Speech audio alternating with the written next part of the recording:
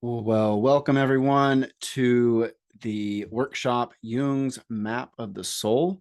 And I'm so glad that you have taken the time to engage this work, whether you have been to a live version of this workshop or you've just purchased the recording.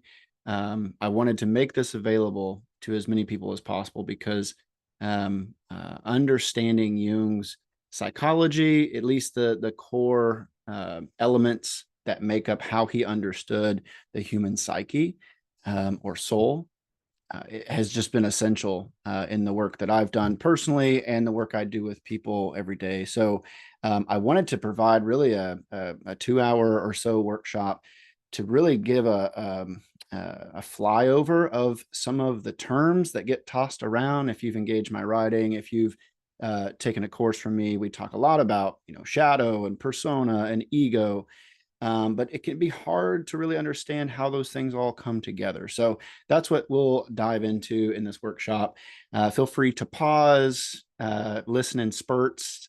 Thomas Merton once said, if you're reading a book and something just kind of really lands that you're reading and you're 1 to 2 pages into the book, stop reading. Your work is done. So if you have a moment like that where you're like, oh my God, I need to look at this more intensely, just press pause and come back to it. Metabolize on what you're engaging right then, or what's engaging you. Um, so just by way of introduction, I'm Michael Simmons. I am here in Portland, Oregon, or just south of Portland, Oregon. Originally from Tennessee, so you'll probably hear a Southern accent. I am drinking iced coffee, which I do summer, winter, whenever. It says nautical, but nice. And you'll actually see a little, if you're watching the video version of this, you'll see like a little cloud of crazy, which is a very important symbol for me. You'll even see it on my website at innerworkcommunity.org. But life can feel like a jumbled mess, and that's not a bad thing.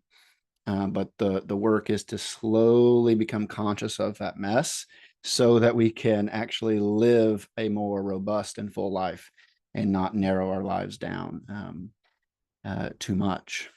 And also nautical. When we're diving into this work, it's like diving into a deep, dark ocean. And we don't often know, like, where are we going? This is not familiar. This is another world. And that's why the water actually, certainly oceans, have been a classic symbol of the unconscious. So I'm nautical but nice. That's my claim, I would say. So as we get started, I would like to read a poem, and uh, it's by the poet David Wagner, and it's called Lost. So take a moment, just find a posture that's comfortable, take a few deep breaths, and read this poem. And at the end, feel free to pause and just kind of reflect on it before we dive deeper.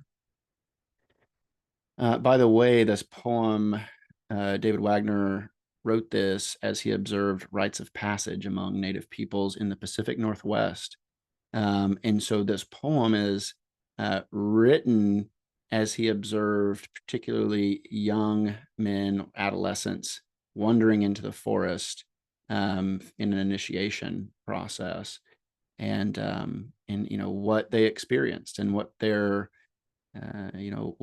how they engaged this wild nature that they were stepping into. Stand still. The trees ahead and bushes beside you are not lost. Wherever you are is called here, and you must treat it as a powerful stranger, must ask permission to know it and be known. The forest breathes, listen. It answers, I have made this place around you. If you leave it, you may come back again saying, here. No two trees are the same to raven. No two branches are the same to wren. If what a tree or a bush does is lost on you, you are surely lost. Stand still. The forest knows where you are. You must let it find you. So if you want to pause, take a moment just to reflect on what spoke to you. There are no wrong answers. There's no gold nugget or moral point here. When we engage story, fairy tale, myth, if you come from a religious background, when you engage religious texts, stories in those, it's important to be mindful of what charge do you experience, and what brought about that charge. Maybe it's the forest itself. Maybe it's this idea of being lost. Maybe it's the anxiety that comes up when someone says stand still. Yeah. And so just take a moment and reflect on that, and then you can come back and press play and jump back in. So before we move forward, I want to define a few terms. This workshop is called Jung's Map of the Soul. So I want to define what I mean by soul, first of all. So the best definition, the shortest definition for soul is the totality of our inner life and its relationship to our outer life experience. Okay, so soul is not just like this ethereal, or intangible thing that kind of lives inside of us, right? But it is, and it's much more than that. So it's the totality of our inner life. So this can really include emotions, fantasies, fantasies that excite us, fantasies that terrify us, judgments that we have of ourselves and others, hidden stories, messages, memories, right? These are all things that kind of impact how we live our life and how we both inwardly and how we then engage our life outwardly. When you read the word psyche, we might run across that word. You can read soul, okay, because psyche is actually the Greek word for soul. So when we talk about psychology, we're talking really about the study of the soul. And so it's wild to me, having spent most of my life in Christian higher education, seminaries, psychology and spirituality have been divorced. That doesn't make any sense. It doesn't make sense. That's a new thing relative to the history of humanity. Soul, psyche, these are all interchangeable. And map. So let's talk briefly about maps. So I want you to, if you hear nothing else about maps, they're an approximate representation of a defined spatial area and its various elements for the purpose of navigation, knowledge, and relationship, right? So all maps are approximations. I want you, through this workshop, to orient towards your soul, not to Jungian theory, not to Jung's map. I want you to orient to your own life, okay? And these paradigms, these definitions, these terms can be really helpful that will engage. But ultimately, it's important that you come back to yourself. Now, that doesn't mean you don't learn new things and step into them and be like, maybe there's something to this, and I don't want to engage it, but I feel like I need to. That could be. But ultimately, it's about orienting towards yourself. And maps are tools for experience. Maps are not the experience, right? So you can understand shadow and ego and persona, but my hope is that you would actually be able to see how those things play out in your everyday life, your relationships with your partner, work, kids, your own inner thoughts. Like, I want you to be able to make those maps help your experience to make more sense. Okay. And also there's many types of maps, right? So for a single defined spatial area, you can have different kinds of maps, right? You can have topographical maps, you can have political maps, maps that lay out transportation systems, agricultural maps. So in a given situation, you're going to need different maps. The Jungian, map, if you will, is a map that really allows us to understand motive, to understand what is hidden, that is ultimately animating our life. By the way, the word animation comes from the Latin, which is where we get our word for soul. So anima, if you've heard, you've probably seen this. We might touch on this in this workshop. But this is one of the Jungian concepts, is the anima, which is the animating element of our psyche. Okay, clear as mud. Here we go. All right, so you understand soul, you understand map. So there are also well, it's a question, right? So why do we need a map of the soul? Okay, why do we need this? So first, maps help us know where we are, right? You are here, right? They orient us to where we are right now, which is really essential, right? If you pull out a map, if you're in the United States, I'm in Oregon right now, right? So I pull out a map. Before I moved to Oregon, growing up in Tennessee, it was, the western part of the country might as well have been Mars, right? I didn't know anything about it. I'd never been there. My orientation to this map of the United States was Tennessee, and maybe south of that because we went to Florida on vacation, right? Like, but north, I didn't really know much about. So they helped to locate us. And now when I look at a map, I'm like, okay, I know this larger map. I know what's happening. I know where I'm at.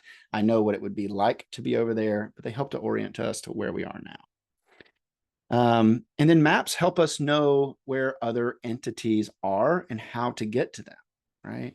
So when we drove from Tennessee to Oregon, 10 years ago, we used a map in order to help us get from out there, back in Tennessee all the way to the West Coast. The inner life can feel dimly lit, by the way. But maps help to illuminate the paths around us. Okay, so as we understand this map that Jung has laid out, we start to. It's not about understanding those terms as much as it is about understanding how those things manifest in our own lives. And then maps help us to return. I mean, this is huge, right? Like if you want to navigate out into a dense dark forest, getting back is as important as getting into that, right? So shadow work is not just about diving into the depths and then living there and never resurfacing, right? Shadow work is actually about building a relationship between the unconscious life and our conscious life. And in order to transcend or to descend and ascend, right, in and out of those worlds, we need to be able to navigate into them and then navigate back out. We can get lost, right? We can get lost in the inner life, and that I've seen that happen where people get so sucked into the inner life, and it's almost as though they completely flip the script where they were living above and not concerned with the unconscious, and now they're entirely immersed in the unconscious and can't find their way back out, and that's also not healthy. So here's our map, and allow me a moment to orient you to this map. So first of all, the white space represents the bounds of your personality. So each person listening to this, you can assume that the white sphere, the larger white sphere, is your entire psyche or soul, right? The green space represents the totality of what is not your personality. But you can potentially interact with what's out there, right? So above that horizontal dotted line, we can say that's the line that divides the conscious self from the unconscious self. And so everything above here, your outer life, right? These, other people, they are not you. That's a whole workshop in and of itself. But the outer life is, the people, the spaces, the events, the experiences that you have, that you experience, that you engage, but ultimately can only be related to. You cannot become them. Okay.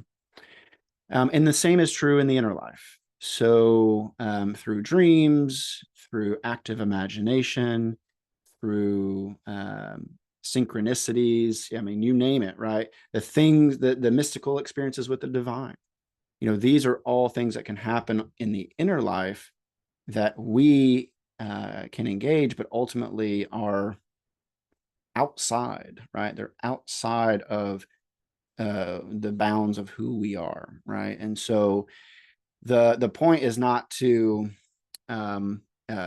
bring all of the unconscious into our own individual soul, right? The point is to be able to relate to it and to have relationship with our unconscious. Okay. I already mentioned the great divide, right? That horizontal line between the conscious and the unconscious, but everything you can, the terms that are above that line, those are terms that are concerned with the outer life, ego, persona, those are more outer life focused. Whereas shadow and anima and animus are more concerned with the inner life.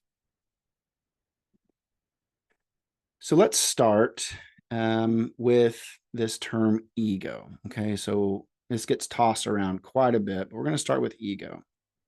So first, ego is the center of the field of consciousness. So our conscious personality, you can think of it like a solar system, right? There's a lot of things kind of rotating and revolving around it. And the ego is in some ways the centerpiece that is pulling it all together and holding it all together. Okay. It's the center of that gravitational field. And for anything to become conscious, it must be drawn into the gravitational field of the ego. So you've heard, the term self-awareness, right? Or, yeah, well, we'll just stick with self-awareness, but that's synonymous with consciousness. So when I say consciousness, you can think about self-awareness. It is an awareness of the ego, of who it is and who it's not, right? So the ego's begins forming in childhood and continues forming really throughout life, but most intensely in childhood and the first half of life. And it's formed primarily through our experiences and our relationships, and especially primary relationships. Okay. So parents, caretakers, teachers, coaches, siblings, these are all, well, one second. I want to make sure that I'm sharing my screen. I think I am. Okay. Yes, I think I am. Yeah. Okay, good. For a second, I thought I was not sharing it. Okay.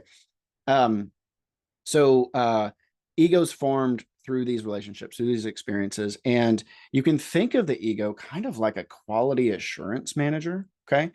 You've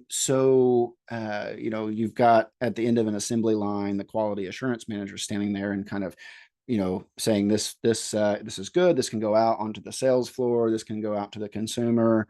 Oh, that's not good enough. That's broken, or there's something defective. So this needs to go, and be discarded, or it needs to stay in the stock room. It needs to kind of, maybe discounted, but we'll put it in the back for now. Right. So the ego functions to basically decide what gets sent out into the world. What do we present? What do we not just present to others, but what do we even present to ourselves? What is too painful and too unacceptable to even accept in ourselves? Certainly, what's going to not help us get our needs met by our parents, teachers, siblings, coaches. What's not going to help us? If those things are not going to help us get our needs met, they'll go into the back room, which you can probably imagine is shadow. We'll get to that in a second. Ego is also the seat of action, choice, purpose, and meaning making. So to understand our ego, we must utilize our ego, right? If I am aware that I am aware, this is the ego conscious of itself. Okay. Ego is necessary for relationships and necessary for connection. If you want to be in relationship with someone, lacking an ego is not going to help you. Okay. Not having an ego, getting rid of your ego, not, I don't want to be egocentric. Well, that's problematic, right? Um, those are some of the ways that ego gets a bad rap, egocentric, egotistical, and egomaniac, right? People who have an ego gets kind of conflated with this like bigger than larger than life, like there's no room for everyone else. But really, someone like that actually has a very small ego, right? And that's why they are taking over everyone else's space. That's why they are putting other people down. That's why they don't seem to care about anyone but themselves, because ultimately their sense of identity is so small and they have so little access to who they are that they're having to actually uh, um, um, take it from others, right? Extract that meaning, that purpose. They have to enact themselves onto others in order to feel a certain sense of solidity, because it's just not naturally there. Okay.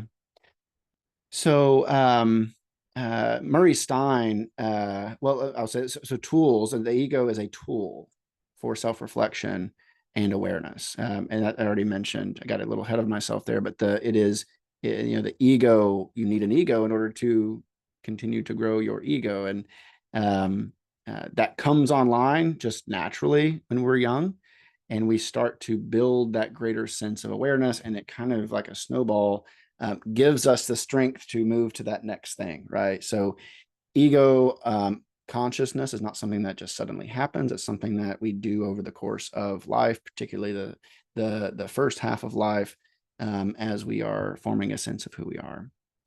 Murray Stein, by the way, I didn't mention this at the beginning, but this course or this workshop is from Murray Stein's book, Jung's Map of the Soul. Okay, Murray Stein is world-renowned Jungian analyst, comes from a Christian background, actually, but really found that Jungian psychology went further in terms of helping to integrate the unconscious. I certainly agree with him. But this book is core and I highly recommend it. But he writes in his book, he says, the ego is a mirror in which the psyche can see itself and become aware. Okay? It is the mirror, right? The ego is a mirror for us to see ourselves more clearly. It's a tool for investigating the soul. Having an ego is a prerequisite for inner work. I would not recommend, inner work, shadow work in particular, for anyone that is, not in the second half of life, and that can be at different ages. But there are people like, hey, let's do shadow work with kids, and that's just simply not helpful, because the developmental task for a child is actually to form an ego. And if you're doing that and you're trying to bring forward what is not acceptable back into consciousness, it doesn't allow that developmental stage to take place. Best case scenario, we're all going to have a shadow, by the way. We all need to develop an ego. It's about leaving room for those things to be reconnected later on. And I know I'm using shadow, haven't really defined it yet, but we're about to do that. So let's jump in here. We'll actually talk about persona and shadow together, because in some ways they're like opposites. So keep in mind, we've done ego here, and you can see that there's these dotted lines that kind of run from ego down to shadow. And then at the same time, ego and persona are in the same sphere. So you'll kind of understand that a little bit more as we go. Murray Stein in his book writes, the shadow is the image of ourselves that slides along behind us as we walk toward the light. The persona, its opposite, is named after the Roman term for an actor's mask. It is the face we wear to meet the social world around us. Plato has a quote. The short of it is just, I think, so profound and so clearly Jungian, but he says, every light casts a shadow, and the closer we move toward the light, the greater the shadow is that we cast. This is an image of persona and shadow, right? So if we try to move towards the light, right, this very thin persona-driven image of ourselves, we cast an even larger shadow, right? So that's why the persona and shadow are somewhat opposites. The more illuminated we try to be, the more illuminated we try to present in the world.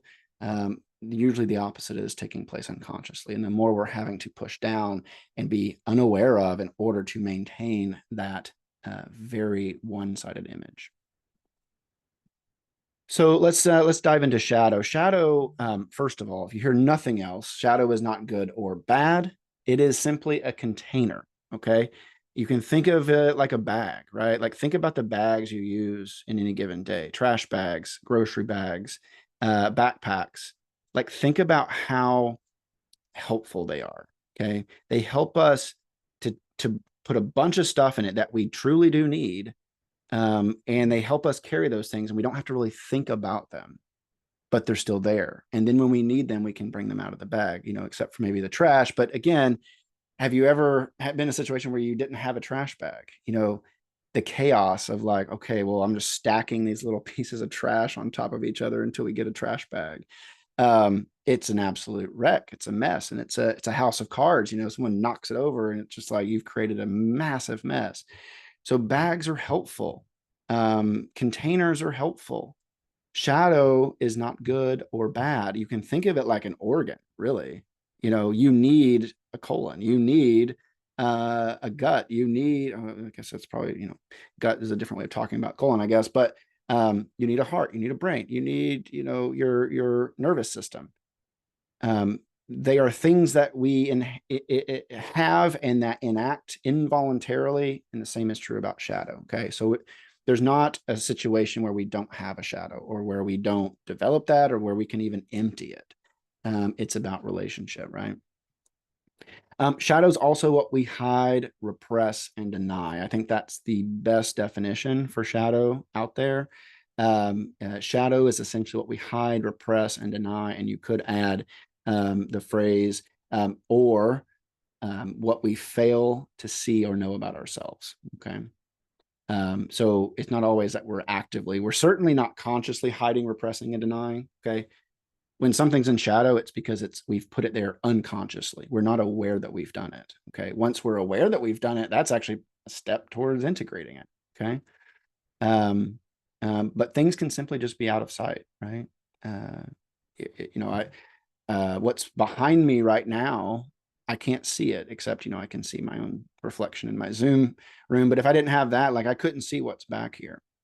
It's a way of thinking about shadow. It's just out of sight. It's out of our peripheral vision.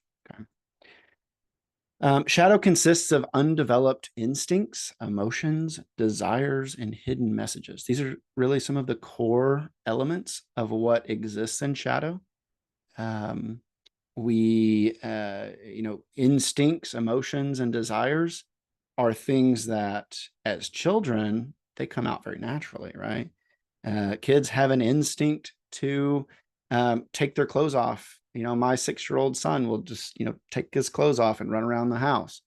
There's an instinct there. There's something like very instinctual about that.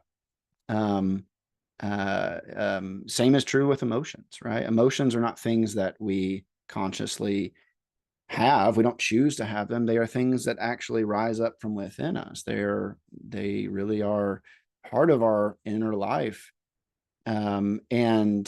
But they're the things that also can really be disruptive in relationships. So we'll often find that, and I would even say the work I do with so many, we start shadow work with emotions work, because it's often our emotions that are in the bottom of that bag, right?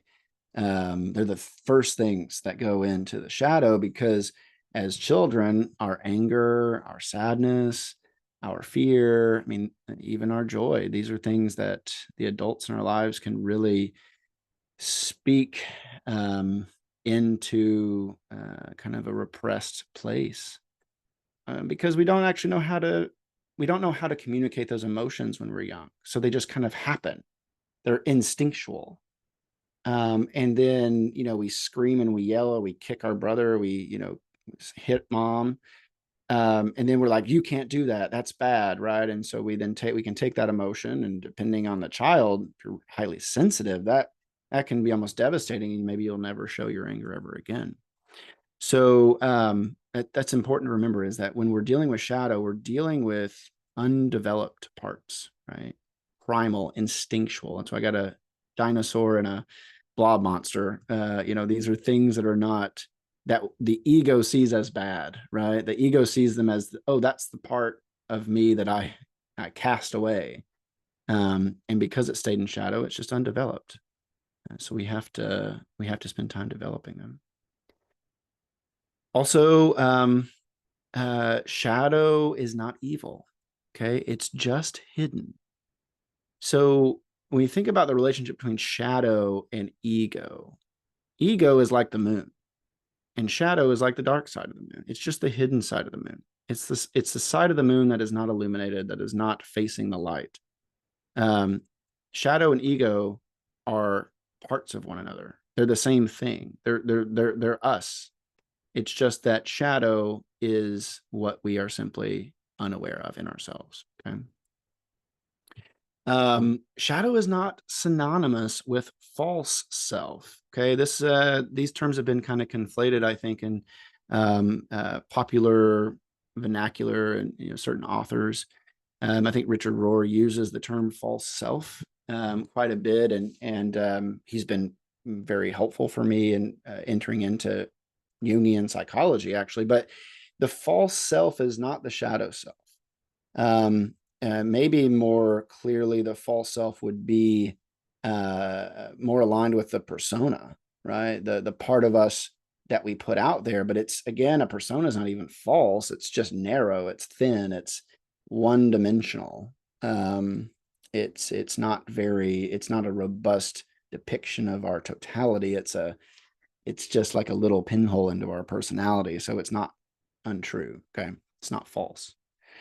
Shadow work is integration, right? It's not about elimination. Shadow work is never, ever, ever about eliminating. Okay. Now, we may eliminate the things that we do in life because of what's in our shadow, right? If I think that I'm just like an absolute burden to the people around me, if that shadow message lives inside of me, and I'm always burdening people, and I'm always in the way, and they don't really have time for me, and I shouldn't, promote myself. I shouldn't really assert, what I want. If that is a shadow message, then it is going to create an external world, maybe a persona, that is highly accommodating, going above and beyond all the time, never feels like it can be taken care of, always feels like it owes everyone else. Someone does one nice thing and that's really unbearable because it's like, well, this is too much. You're giving me too much, right? So I now have to go and do more and more for you. So shadow work is not about eliminating anything in the shadow, but it may ultimately help to alleviate the ways that we are enacting in our world, that are just keeping us from actually being ourselves, actually keeping us from actually being in real authentic relationship. But shadow work itself is ultimately about integration. Got to drink my coffee before it gets hot. Okay. So persona. This is Jung himself in the Collective Works. He says, the persona is oriented on the one hand by the expectations and demands of society, and on the other by the social aim and aspirations of the individual. Okay. So, the persona in some ways is this intersection of how I want to be perceived and how the world wants to perceive me. Okay. And that's often where you'll find the persona most active, right? Because it's this crossroads of, okay, this is a part of me. This is a part of Michael that the world really likes. My environment loves that part of me. And if I get that sense, especially if you're in a context that's really averse to other parts of you, right?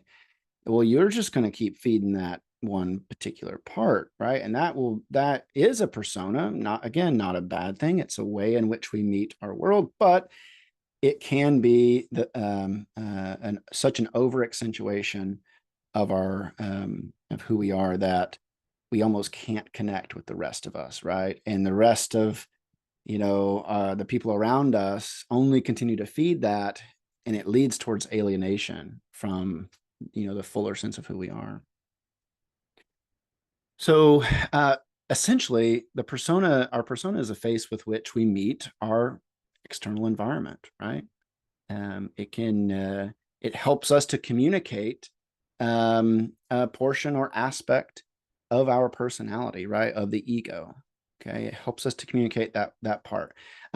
Persona is an elevated and or an accentuated part of our personality. It's not a false part. It's just something that we put out and accentuate in different scenarios. Okay. I'll make this point. We can have many different personas. We can have, we have our work persona. We have the persona that we have maybe when we're with kids. We have a persona that we have when we're with our kids, when we're with other people. I mean, I can find myself, just like that persona is all so instant. It's so unconscious, but like my face looks a certain way. I'm just kind of like, if the kids are fighting and I'm just so irritated. Minute someone walks up to our table and I can be like, especially if it's not someone I know that well, that persona of like the kind of loving, warm parent that I am is immediately on. Okay. Super forgiving, super understanding, where, 30 seconds ago, I was ready to take away, all privileges of dessert and fun and pleasure for the foreseeable future. So, we have many different personas. Okay. And personas are protective and adaptive. This is huge, right? So personas conceal certain parts, large portions of our personality, right? If we have a persona at work, especially if we're in a leadership role, well, that persona is helping us to conceal, in a good way, huge parts of our life, right? The same way that you would put on clothing. If it's negative 10 degrees outside, you're going to wear the right clothing for that environment. You're not going to wear what you would wear to the beach, in August. So a persona is kind of like a protective layer that helps you to maintain a sense of identity without having to just spew out into the world. So it conceals that part, and it's also adaptive. It helps us to the persona helps us to reveal certain parts of us, right? So if I'm I love teaching. Personally, I love teaching. I love this kind of space. This is kind of odd because I'm recording it and there's no one here to interact with, so I'm having to imagine that I'm interacting with you all. But there's a persona that I have right now. I don't talk to my kids this way. I don't talk to my friends. If I'm sitting down over a beer, this is not how I engage. Maybe in some ways, but there's a certain way that the persona I'm in right now is helping to reveal something really important to me, that I think is really important to you. And it is a persona that's actually giving me the conduit, the canal for that to actually move out into the world. So persona helps to protect us, and helps us to adapt. It conceals and it reveals. Persona helps to function as a social lubricant, which I love. Such a lubricant. What a word, right? So it kind of greases the wheels of our social environment. When you have someone who lacks a persona in a social setting, you feel it, right? Someone who just is inappropriately sharing, taking up all this space and talking about themselves all the time. Someone with a really, I'd say a persona that is lubricating is going to be someone who can talk about themselves, but who can also ask questions of other people. Um, that's such an easy space to be in when you're around someone who is aware of that, right?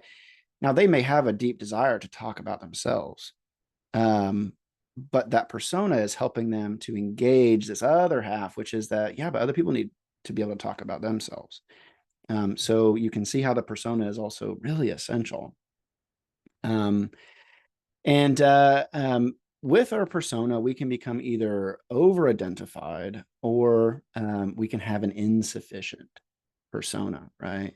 So, you've got superhero here, and then you've got this person just kind of standing in shame and exposed, right? So the superhero has almost been taken over by this persona, right?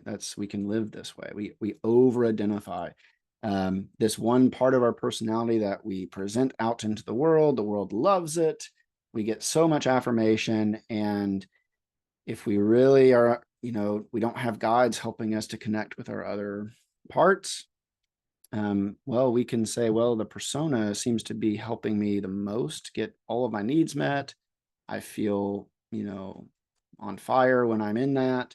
And so it can be very difficult to take it off. We have to stay in it in order to continue to get the affirmation and the accolades that the world has given us.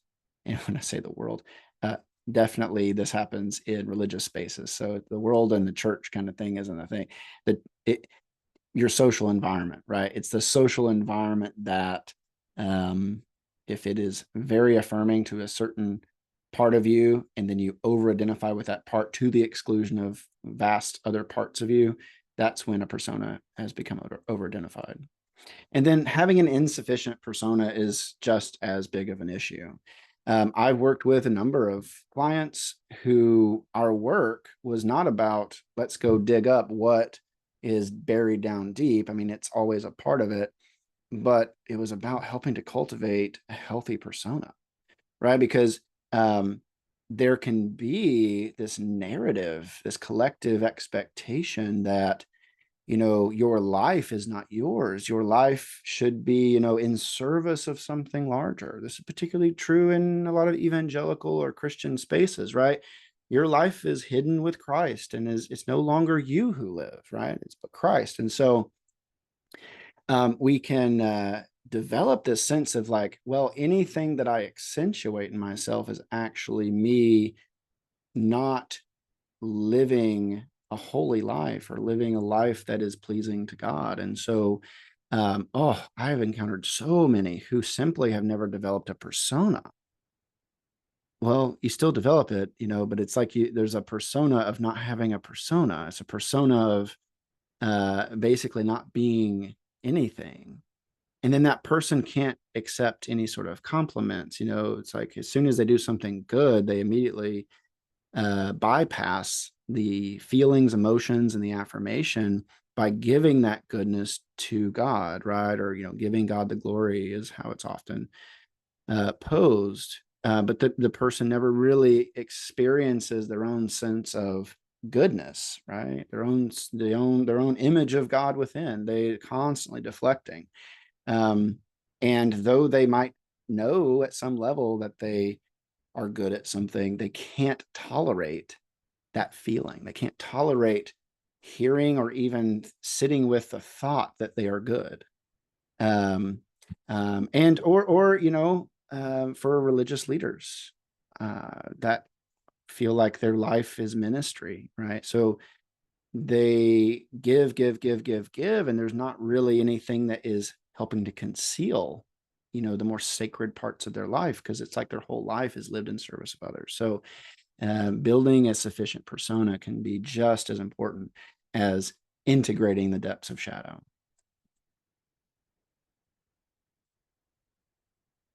So this is an awareness journal moment, so you can feel free to pause here. I'm not going to go into much detail, but just pause here, take a moment to read through these questions, prompts, journal, and then come back when you're ready. So I want to jump into this term complex. Okay, so the basic definition of a complex is unconscious autonomous network of associations which carry a positive or negative emotional charge. Okay. So essentially, it's important to know that complexes. You've probably heard this term before, right? Oh, you have such a martyr complex or victim complex or a oh, that's my father complex coming in again. So this is inherently Jungian. By the way, Jung developed this entire psychology. He almost called his psychological framework complex psychology. So this is core to Jungian theory. But ultimately, complexes are unconscious, right? They are not conscious. We are not aware of them. We can become aware of them. We become aware of how they are impacting us. But a complex is something that lives underneath the line, the water line of consciousness, and it's autonomous. It's an autonomous network of associations. So when someone says, I've got the victim kind of complex, my victim complex was triggered. Well, if someone has a victim complex, it's because they have an unconscious network of associated experiences, symbols, images, people, whatever, that that brought about this sense, this narrative that they are a victim, right? That they are not safe, that they are not wanted, that they are not going to get their needs met. And when that is unconscious, to the degree that it's unconscious, it will be equally autonomous. So you think about someone who's ever, gone 0 to 60, right? This is the way we talk about this. So someone who was, you're fine, and then something triggered, and now you are blowing up at people. Okay. It's because that unconscious network, which was kind of lying dormant or lying in sleep, kind of like a dragon, gets awoken or wakened, whichever, and it has a life of its own, and it can burn down everything, right? But that's a negative example. So you can also have positive, right? Something gets triggered and you are infatuated with someone. You are over the top obsessed with this person or this community or this concept. And it has everything you've ever wanted, right? This can be another indication that, oh, a positive complex has been triggered. And I'm now trapped. It's like I've lost myself. Everything I've ever wanted, needed, or aspired to is in that, and now I'm trapped kind of in this space. Complexes are formed through our personal experiences and tied to memories and become our templates for interpreting and responding to our environment. Okay.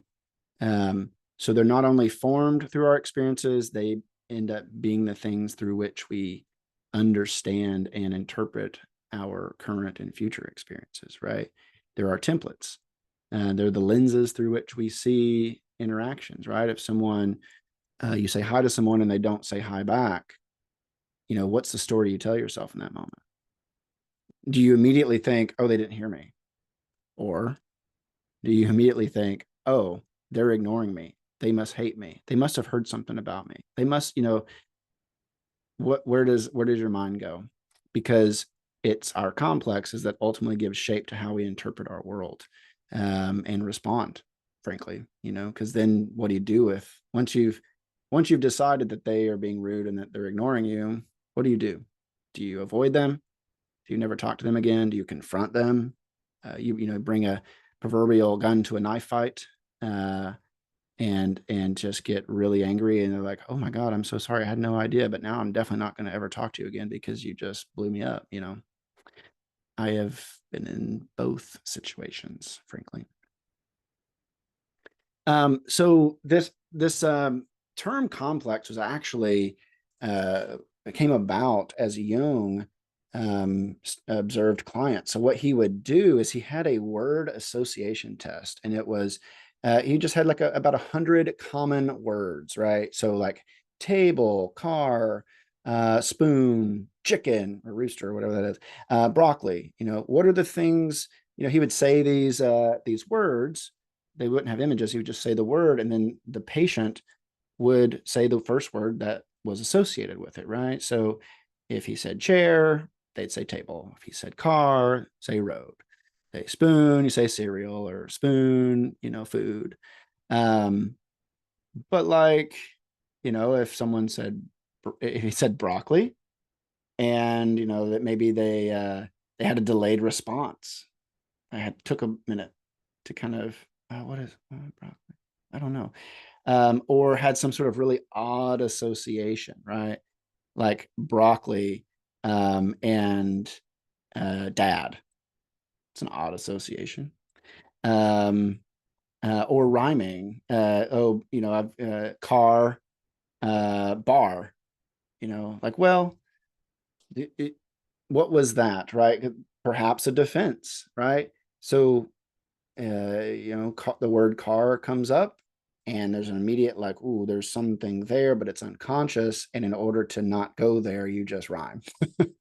So Jung saw when there was kind of a delayed response or an odd association or rhyming, that sort of thing. He saw this as an unconscious defense to a psychological conflict that was happening inside of them. Okay, so the word brought about the conflict, and their conscious mind wanted to defend against feeling that, so it brought forward something that was not a clear association or an easy association to make. So yeah, take a moment and look at these images. These 5 images here: chair, car, spoon, rooster, broccoli. Do any of them cause an emotional charge for you? Maybe none of them. But it's curious, if they do, it's worth looking at. How about these? Take a moment and feel in your body what comes up.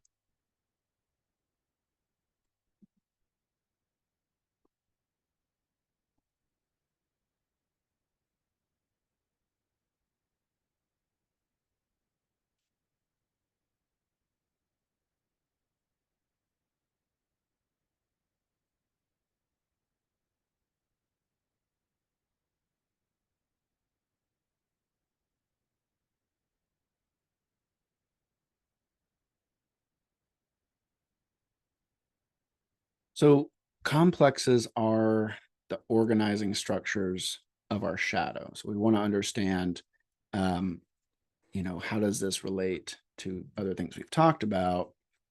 You can think about complexes kind of living in this space. Okay. They make up a huge part of our unconscious life. Now, that doesn't mean that they don't make up part of our conscious life. The ego is also known as an ego complex. It's a sense of, it's a grouping of associated qualities and attributes that we identify with. Yeah, so this is kind of what you can think of when you think about complexes, like locating them on the map. They're unconscious, and they are certainly, because they're part of the unconscious, they're in the unconscious, they really make up a lot of what the shadow is, right? The shadow is it's not just a bag full of loose leaf single items, but kind of like a bag full of clusters of associations.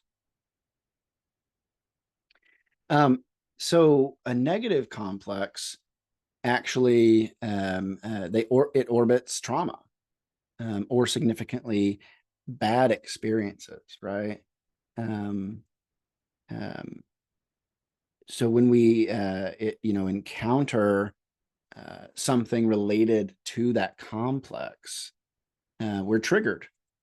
This is what we mean when we say, "Oh yeah, I was triggered by that," or they pushed my, she pushed my buttons, right? Something happened on the outside that constellated. This is the word that Jungians use: is a complex is constellated. It's activated. It's like energized and charged for action, right? Because something out here triggered this larger association, and now that complex has come online to act. To act. And when you think about, I'll go back here just a moment, right? So like if something happens in your outer life that triggers one of these complexes down in shadow, what'll often happen is that one of that single complex will suddenly dilate and become so big that it takes over the personality. And when that happens, it's as though, you know, the rest of who you are isn't even there, right? It's like, oh, suddenly you're just this, right? You're just this person that's completely angry, full of rage, or you could be this person that suddenly like lost all sense of confidence, and now you're just like completely isolated and feel so small, right? These are these are complexes taking over. And when a complex takes over, it typically will it's exactly what it does. It like can possess you. And I have an article in my on my column, Transgressive Spirituality, talk about like when we are possessed by a complex, and what that is like. It is as though the rest of us isn't even there. It's that one part of us is now has martial law over the rest of our psyche. And it can be very intense. So this is kind of how trauma and negative complexes are formed, right? So I'll use the example um, of for me of a car. I have a car complex, which is also tied to like father complex. There's like a lot of things in there, right? Complexes are linked. So when I was a kid, I had a series of traumatic events. There was multiple car wrecks. I remember being in the car when my mom and dad were driving. My mom was quite pregnant, I think, at that time with my younger sister. And I just remember, police lights and, airbags and all these things surrounding that event. But there were multiple wrecks, and then there was moments of road rage. I remember my dad getting so angry and tailgating someone on the interstate, and it felt like we were going 100 miles an hour. I don't know, but we were in the back seat, just like me and my sister were just absolutely like, what's going to happen, and that heightened sense of awareness, right? It's also traumatic. But then when I was 16, 15, 16, learning how to drive. And I didn't know how to navigate. I've never been good with directions. I love the map of the soul, but when it came to like understanding like actual roads, I was actually completely hopeless. And I was told that. I was told, oh, you can't find your way out of a wet paper bag or whatever or something. Um, and and that hit so deep, and I felt emasculated and I felt stupid. And then it just made me feel more lost, which just affirmed the complex more and just fed that, right? So when we experience those kinds of traumas, certainly trauma around a similar area over the course of time, we will enter into what's called psychic splitting, right? So psychic splitting is a defense mechanism to protect our ego, right? A sense of who we are, our identity, so that it can function without the overwhelming experience of all that pain, right? So we split. This is unconscious. We don't know we're doing it, in order to essentially section off or quarantine this part of us that feels diseased, that feels unacceptable, and that frankly is not helping us and may even be harming us. Okay. And I will say as a kid, I needed, like, there's a certain sense of like, I kind of needed to split. Like, this is not only a defense mechanism, it's kind of an essential thing. If you aren't able to split, like if I wasn't able to split from the sense that I'm really bad at driving, I'm really bad at directions, I likely would not have developed the things that I was good at, because I would have been so overwhelmed by the reality of how bad I felt about this other stuff, right? It was like too much shame. So in some ways I was able to kind of push the shame aside. You could even say throw it in the bag or throw it behind me. And I needed it to move through high school, to move to play soccer, to have the confidence to get a scholarship in college and play there. I needed this splitting to help me move towards graduate school and get my master's and ultimately get my doctorate and ultimately be here doing this. Um, uh, yes, so it's necessary, but yes, we split these parts of us off, and ultimately that's when the complex forms. Okay, so it's like you send all that stuff, you section it off, but it doesn't just stay there like inanimate objects. No, they start to form alliances and organize around this common goal. I mean, you can think about this on a macro level, right? When there is anything that has to do with like an authoritarian government oppressing people, those people are not just going to like, okay, cool, I guess we don't have any power. No, they're going to go and actually like fight back. I mean, we're seeing this in Israel and Palestine right now. As I write this, I mean, we're right in the middle of, well, I don't, hopefully we're getting somewhere. I don't know, but that's what we're seeing is an oppressive regime that is essentially cutting people off, depriving them of integration of any kind, and they're revolting, and they're not gonna stop. And that's exactly what happens psychologically. It's exactly what we do psychologically is we think, oh, if I can just like get rid of that, and we don't think this is unconscious again, but if I can get rid of that, then I will have the life I really want. But ultimately, we need that wholeness. It's about the wholeness that comes together.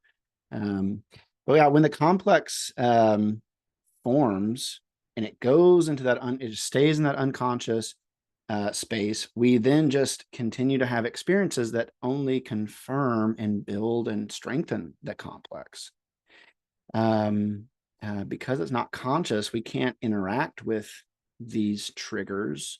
We can't interact with the buttons that get pushed. So we start to avoid them, which only really strengthens the complex, right? It's like, well, the complex is right. The complex is like, yeah, you shouldn't go there. Yeah, you shouldn't. So and this is where the complex becomes autonomous, right? It starts to live a life of its own. It's so cut off and quarantined from our everyday waking life that it starts to live a life of its own. Okay.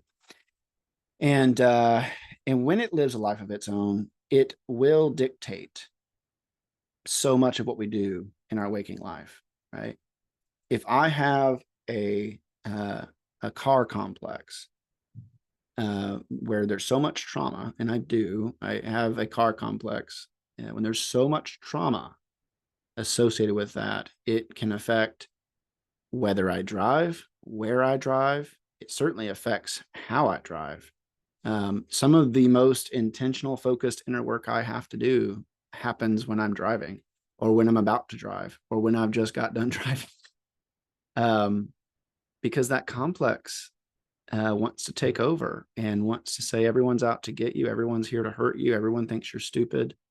So I'm having to get to know those voices because they got split off and I never really got to know them. I warred with them for years until I realized, oh, they're just trying to protect me. And that's what, I mean, it ultimately comes back to this kind of befriending the complex and getting to know, okay, how is it showing up? How is it messing up and ruining my life, even at some level? And once we're here, right, once the complex has become autonomous, we are susceptible to hypersensitivity, constantly being triggered or being kind of on edge of being triggered. And this will lead to what we could call arrested development, right? If we're so dominated in our lives by a certain complex, we will not progress forward in our just natural maturation of life. We will avoid core, key developmental tasks because it's too painful, right? Finding secure attachment, right? Moving forward with my work, in my career, my job. leaving my job, like I'm done with this.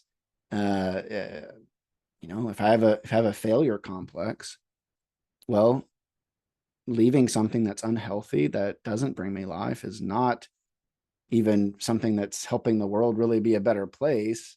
I hate my boss. I don't like anyone I work with. If we have a failure complex, we may stay in that far too long, or a martyr complex, right? Like, oh, my life, this is what it is to be a good person, is to do things that you hate. That could be a guiding narrative. But the same is true that we can avoid actually being successful and moving towards our authentic, you know, uh, godlikeness in the world, because that's wrong. If your God complex is one that is almost egotistical and narcissistic, right? Everything's about him, and everything that you do is ultimately comes back to him. If that's your God image, you're not going to grow up. You're going to stay a child until you die. And I have seen this happen many times, 60, 70, 80-year-old people functioning like children. And they have cut everyone off because ultimately they never grew up, and everyone grew beyond them. You could say it and point it back to how they're this really, really core complex around their God image, which is also connected to parental complexes, basically was so massive and so consuming in their unconscious that it basically eviscerated their ability to live life. So here are some more questions for an awareness journal.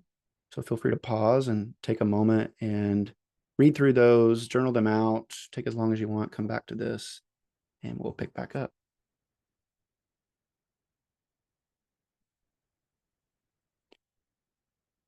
So I want to touch on archetypes real quick. You've probably heard this term thrown around in different places, but I want to give a kind of an overview. So definitionally, archetypes, a great definition is they're the universal, instinctual, and unseeable patterns in the collective unconscious, right? That shape human thought, behavior, and experiences across culture and time. So if we think back to the map, right, the green space outside of the white sphere, that is the realm of the archetypes, right? We can't actually be them, engage them, or we can't be them. We can't integrate them. We can relate to them, right? They can relate to us. We can't fully embody an archetype. You'll see things on social media like, oh, what's your archetype? As though it's like a personality test or something. And it's just not helpful. What's helpful is understanding that fear or anger are archetypes, right? You can't, but you can't even really say those are archetypes, because we just use words to define what those archetypes were: fear and anger, which words are made up of letters, which are symbols, which are communicating the things that we can't really even communicate. That's what the archetype is. It's the thing that we can't see that animates everything that we do and engage in, right? So when I say warrior, you had an image of a warrior probably come into your mind, okay? That is what you just encountered wasn't the archetype, but the image of the archetype, okay? It was an image of an archetypal energy that we call warrior. And these archetypes are universal. They span time, culture, right? The archetype of spirituality, the archetype of government. And they're all imaged differently, but humans organize themselves archetypally across the board. Even if you want to be like in an anarchist kind of space where there isn't any structure, well, there's going to be structure to the lack of structure. People are going to organize themselves. So it's just something that cannot be avoided. Archetypes they are a priori, right? They are from the beginning. They just are. Okay. Um, so archetypes, maybe just make this connection between archetypes and negative complexes. So negative complexes form around wounds, but a more accurate thing to say is they form around a wounded archetype, right? So an example would be a wounded mother archetype is the core of a negative mother complex. So if your experiences, again, what's a mother archetype? It's only, you can't experience the mother archetype. You can only experience it through your experiences with people who embody that energy of mother. That could be your actual biological mother, a stepmother, a grandmother, someone who had energy that was like a mother, like the mother of a friend. Um, it can be formed by how you as a mother engage, right? Or how you engaged and you feel really shameful about, or how you engaged and you don't want to look at that. Like, I don't want to look at how I was with my kids when they were younger, whatever. But a wounded mother archetype is the core of that negative mother complex. And so the way that we start to heal a negative mother complex is starting to look at our experiences with the archetypal energy through the people experiences that we've had, right? That energized and communicated that archetype. By the way, the etymology of the word trauma is Greek, and it means wound, right? So when what we're dealing here with when we talk about trauma is ultimately this wound, and in this case, the wounded archetypal core. There's so much to say about archetypes, but for our purposes, archetypes are the core of negative complexes. So I just want you to remember that, right? So, for example, the mother archetype is the core of the mother complex. Complexes orbit this wounded archetypal core. And the mother archetype is the animating factor of your experiences with images that embody the mother archetype, right? So if you have a negative mother complex and then become a mother, it's going to be some of your deepest work to address the ways in which you act and engage as a mother, right? And now some, if they have a negative mother complex, will become unconsciously, they'll just become exactly like their mother was, right? If their mother was neglectful and abusive, um, they will likely they could do that very thing. But the other, I've seen this happen many times when someone is slightly conscious of a negative mother complex, like, oh, my mother was like that. I don't want to be anything like her. I'm going to do the opposite. So, that person goes from being, neglected as a child to, as a parent, they are over involved, right? And too invested. And the child, instead of having this massive amount of space where they weren't seen, heard, or talked to, now they are so engaged that child can't really have autonomy and grow into themselves. And so then that child really never gets to grow up. And so you see here how the negative mother complex actually impacted in an opposite way how that mother enacted, right? Because again, it was the mother complex that drove them to overcompensate instead of actually finding a place of like, I can be both. Like, archetypes, by the way, are bivalent, right? They are polarized, and there's like a spectrum. So you can have a negative and a positive. And so when someone has a negative experience with that archetype, there's this natural desire to try to balance it out, and not balance it, but actually switch to the other side. But really, ultimately, it is about balance. It's about addressing this negative, and it's about integrating more of the positive and finding this place where you can actually experience the full range. And in experiencing the full range, you aren't constantly reacting in this polarized way, but you can kind of live in the in between. Um, uh, just as another example here, complexes, again, they orbit this archetypal core. So if the masculine archetype of masculine is wounded, it's going to be wounded through your experiences with, say, your dad or other men that were in your life, coaches, teachers. But it will certainly impact how you interact with your boss if your boss is male, right? Um, I personally I remember when I had a boss. Maybe there's my own complex. I don't have a boss anymore. Probably, I wonder why. Don't like it.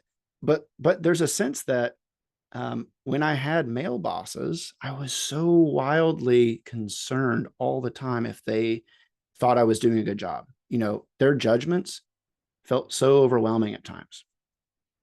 And there was no data. There was nothing they were saying. It was just literally, I started from a place of, oh, I am a piece of shit. I'm not good enough. And I have to overcompensate and be almost like this shadow of who I really am, or a persona, really, or this like very narrow presentation of who I am in order to get their acceptance. And if they were ever upset with me, I was like, it was untenable to feel that. It's funny because with a female boss, I never felt that. With a female boss, I always felt like I was sufficient. I always felt like I was enough. It wasn't because I felt that way around my mom, but in some ways I felt like an equal. Which the story of that is, with my mom, I never really felt like she was in authority over me. Frankly, I always felt like we were equals because I was there for her during some of our darkest times, and I didn't really feel like she was a mother as much as a co-sufferer. Okay. So when I had female bosses, that mother complex was there, and it was helping me to feel really accepted. But on the other hand, I didn't really learn much either, because I did not see it as a space that was for learning as much as it was for taking care of people, and taking care of my boss even, right? Whereas my male boss, I actually felt like I was constantly lesser than. I would even imagine myself like I'm shorter and smaller. Um, Whereas with a female boss, I would feel, oh, we're the same height. I mean, literally in my imagination, I would think like this. That can be a really good indicator, by the way. Like, do you feel, who are the people when you close your eyes and you imagine them, who are the people that feel like they are bigger than you, who are more powerful than you? And that could be because they actually are, they have more power, or it could be because there's something psychologically inside that's telling you that you are less, that you are not as good, that you are not enough, that you need to hide and become small. So, healing the archetypal core of complexes. How do we do this? So first, there's an awareness of the complex rather than um, isolated experiences. So actually, I'm not really entirely sure what I meant by that. Maybe I'll come back to it here. So exploring first, exploring emotions. Let's start there. Exploring emotions, memories, and reactions. Okay, so in order to heal a complex, we have to be aware of it, and we can't go searching into the dense dark forest of our soul trying to find what's not healed. You'll find it if you just watch your life, right? Like knowing how you are reacting to the people around you, to certain thoughts or categories of thought. What do you avoid? What do you cross the proverbial street to not have to engage? I hate dealing with money. I hate finances. I want to just be unaware that that's even a thing, right? I have a money complex. Money is something that caused a lot of problems as a child, and I kind of internalized the sense that money equaled unhappiness, money equaled lack of safety. And you couple that with my evangelical upbringing, and it's like, well, you shouldn't have money either. You're like, that should be given away. And so it was always really uncomfortable to have money. to be saving. Like that felt bad to even save money, frankly. So notice those stories you tell yourself, the memories that you have around those things, the emotions that come about, and then start to investigate, like start making little connections, like, oh, there's this. Oh yeah, there's all these little moments where this has come about. And then seeking safe, intentional engagement with the positive pole of the archetype. So if you find that you have a negative, well, we'll stick with the money piece, right? You have a negative money complex. Well, that's because you encountered kind of that pole of the archetype of, the money archetype, if you will, right? The financial archetype. You encounter the negative pole of that. So engaging in very safe, sustainable, developmentally appropriate ways of engaging, that's a great step, right? So what's something small you can do to engage with money, right? You don't have to switch to the other side.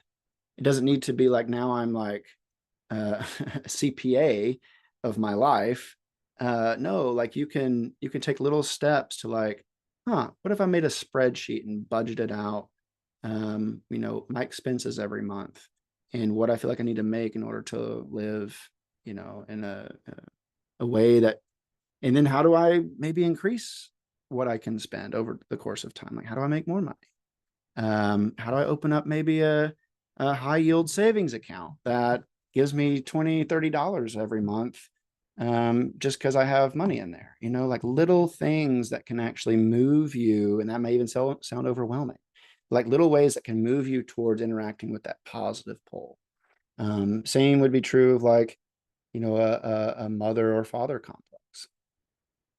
How can you engage with um, other images, or, when I say images, people or spaces that embody that archetype? How can you engage in those ways, in ways that are safe and very intentional, that are positive and aren't going to re-trigger, but you can be aware of those triggers and step into them? That's where individual shadow work, by the way, can be so wildly important, so helpful in unearthing some of those things and experimenting with possible ways of integrating. Okay. All right. Yeah, I don't know what I meant. Awareness of the complex rather than isolated experiences. Okay, yes. So this maybe should have been like point 3. So one of the ways that I've seen people bypass dealing with a complex is they'll say, oh, I don't know what got into me back there. That completely came out of nowhere. Oh yeah, that was just, I lost my control for a second, right? That was just whatever. And so they'll isolate the experience. Oh, that was just like a one-off experience that I just had. But it might be that if it was a really intense thing, you may be experiencing this every few months, maybe just every few years, but it's always really big. And so coming to a point where you're like, actually, there's an association happening unconsciously that I need to address. It's not just this one-off thing, because there's like one-off things every few months. I need to address this as a larger system. It's a system of something rather than like one thing that you don't need to really look much. Oh, I'm better now. Because anytime a complex comes, it feels overwhelming, but it eventually leaves and you feel better until it is activated again. So I think that is identifying that this is actually an association of experiences, as opposed to single one-off experiences, will help you to address, moving forward and identifying the complex. Okay. So we're going to talk, finish up here talking about the self. So the self, we can say, we'll just read this quote from Jung. I love this quote and I wrestle with it so much. Well, let me, when we think about the self, let me say this about the self. When we think about it, we hear this term all the time, self-awareness, right? We talk about the true self, In internal family systems, they use the term the self, which I think aligns pretty well with the Jungian definition of the self. But for us, we can think of the self as essentially the center and circumference of who we are. It is both the core and the essence and the totality of who we are in all things in some ways. I mean, it's really all encompassing. Jung said this. He says, to this day, and this is really what he means by the self. He says, to this day, God is the name by which I designate all things which cross my willful path, violently and recklessly, all things which upset my subjective views, plans, and intentions, and change the course of my life for better or worse. Yeah, this is I would encourage you to maybe reflect on this one, right? Because this is a very different understanding of, a God image that's just full of light and full of, just wants nothing but good things for you, right? And that's very comforting, and that we need that. And yet again, we go back to the archetype, right? Archetypes are bivalent. There's the positive and negative poles. And just as it's not healthy to live constantly on the negative, it's certainly not good to live constantly on the positive. It's about the ability to move between. Because if our God complex, we could say, if our understanding of how God works and who God is constantly just full of light, well, again, that's going to cast quite a big shadow. If we think our God image is full of darkness and suspicion, that's going to cast a large shadow, and we're going to put a lot of our light there. We're going to hide huge illuminating parts of who we are from this unpredictable God image. And I think this is why the classics, not even right, where the evangelical understanding of God is really bankrupt and insufficient at this point, because if we understand the self, the center and the circumference of who we are, right? It's the imago Dei within, it's the image of God in us, but it's also the divine presence in and all around us, right? If we understand that as the thing that's upsetting my willful path,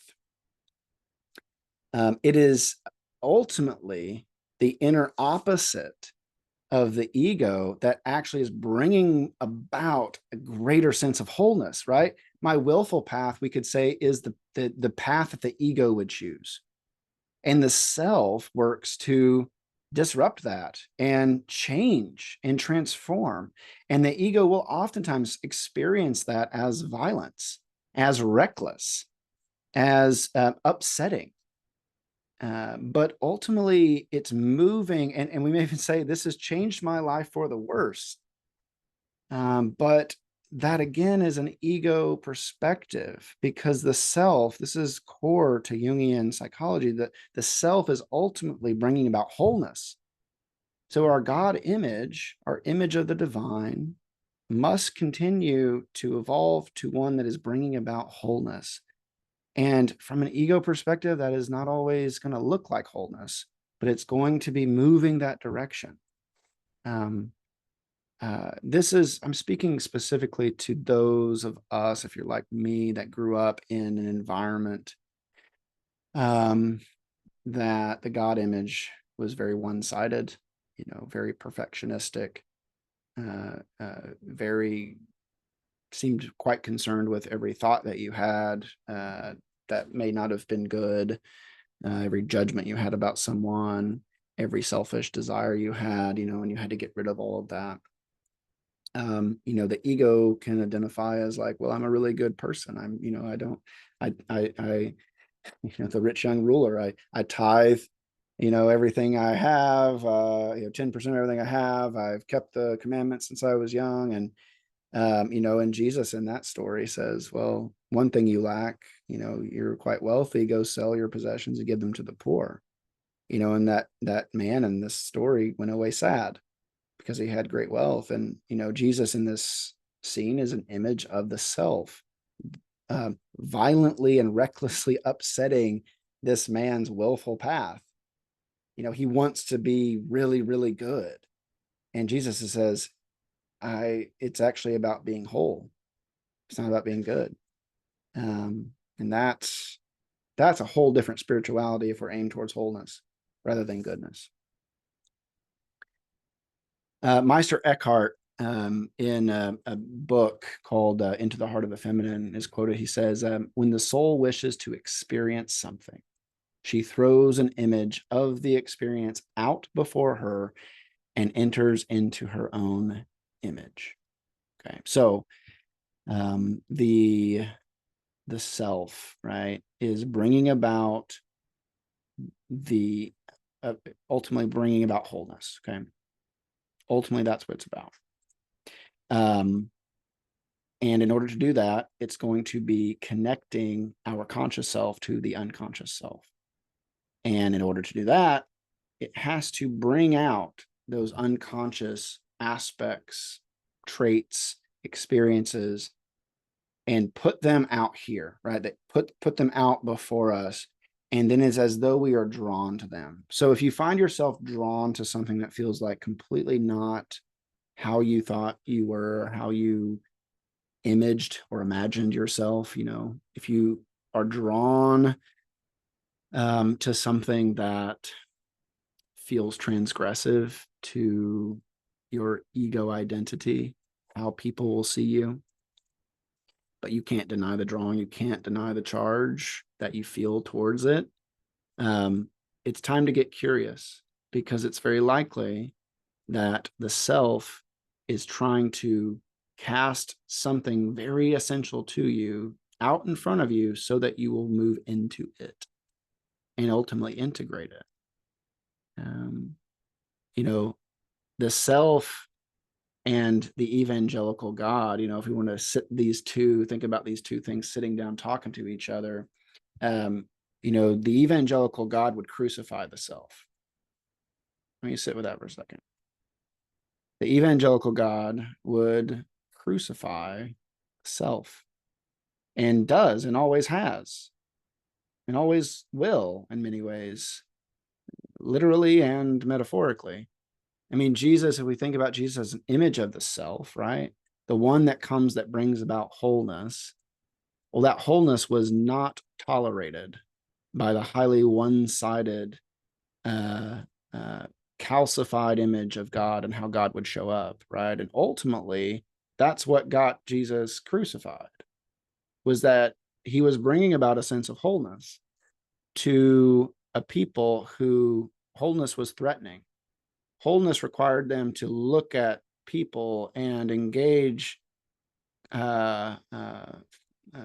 really painful thoughts about themselves and others, that it would just be easier just to keep repressing, right? But Jesus is like, no, you're going to bring forward the least of these. You're going to, care for the stranger outside of you and within you. And that is not acceptable to that collective ego. And that just happens time and time again. So what is it that feels transgressive, right? What is it that feels like if I move into that, I'm transgressing something? It may be, and this is where having a guide, having someone to walk with you is so beneficial, but you may need someone to walk with you through that. So consider it. What is it that feels like I can't go there, but I can't not go there? That is usually the drawing of the self, pulling you into greater wholeness. So to kind of bring this back together, the self is the archetype of wholeness. Okay. So when you think about your God image, when you think about a sense of, what is it that's moving me into this, more into myself? That's the self with a capital S, right? Again, center and circumference of all that we are. It's both the conscious and the unconscious, right? And it is our image of God, and it's also the Imago Dei, and it's the energy that the archetypal energy that animates our God images. our God image will continue to be crucified, buried, and then be risen or raised again into a new form. It has to. We can't have the same God image we had when we were 6. If you're still trying to hang on to that kind of God image, you're likely doing a disservice and being untruthful to your own actual experience. Someone asked me recently, well, my image of God has always been Father. And, when they were young, it was Father, and now, middle-aged, and God's still a Father. And I'm like, well, okay, that could be, but if you're an actual son or daughter of an actual father, your relationship with your actual father, even if he's like, say he's all good and wonderful, it evolves, right? You don't have the same relationship as a child when you're 6 with your father that you do when you're 60. That relationship shifts and changes, right? And the same is true of our God image. If you primarily are connecting with God through a parental image, well, that image, if you try to keep God as this kind of all benevolent father, grandfather figure, and you continue to see yourself as a child, like an actual developmentally in that space, you are stunting your own growth. And that is no longer serving a sense of wholeness, but actually is reaffirming a sense of splitness. And that is what a lot of people do with their God image, is that their God image, if it doesn't evolve, it continues to just sustain the split. That's why Jesus was crucified. First century Jews seeing Jesus as a threat, right? As a threat to the split, as opposed to an actual healer and whole maker. Okay, I think we're going to pause there. There is the Anima and Animus piece. I'm going to offer that in a future course. I will say this, that ultimately the Anima or Animus, if we just want to go to this slide here, you can see that it's kind of a mirror opposite of the persona, right? So if the persona is the face with which we meet our external world, the Anima or Animus is that which helps us meet our internal world. So the Anima or Animus is kind of our inner opposite. It's kind of a part of the self in some ways that helps to meet the parts of us that have been cut off. So if we are, I'm a man, I identify as a man, my ego is very male-centered, my persona is very masculine presenting. Well, my inner opposite is going to be more of the feminine, right? There's going to be more of a feminine quality there, and ultimately a lot of feminine qualities or traditionally feminine qualities that are unconscious. And so my anima, because as a man I will have an anima, that's, the idea is that masculine presenting people will have an inner feminine anima, feminine presenting individuals will have an animus, inner masculine. But my anima helps to introduce me to the parts of me that are cut off in the ego forming process. So that's a whole other thing. We encounter them in dreams. So if you have an image in your dream that is opposite gender, opposite sex, and you don't know who they are, like it's not clear that, oh, it could be someone you know, but if it's like almost like this ethereal person, chances are you're dealing with an anima or animus. And now it's time to pay attention. Like, what do they do? Like, what do they show you? What do they lead you into? And that's where dream work and active imagination really comes in. Okay, everyone. I want to thank you for listening. Listen as many times as you want. If you'd like to reach out to me, all my information is here on my website. Feel free to reach out and connect for one-on-one sessions or look for future opportunities to engage. Okay, we'll talk soon. Take care. Bye.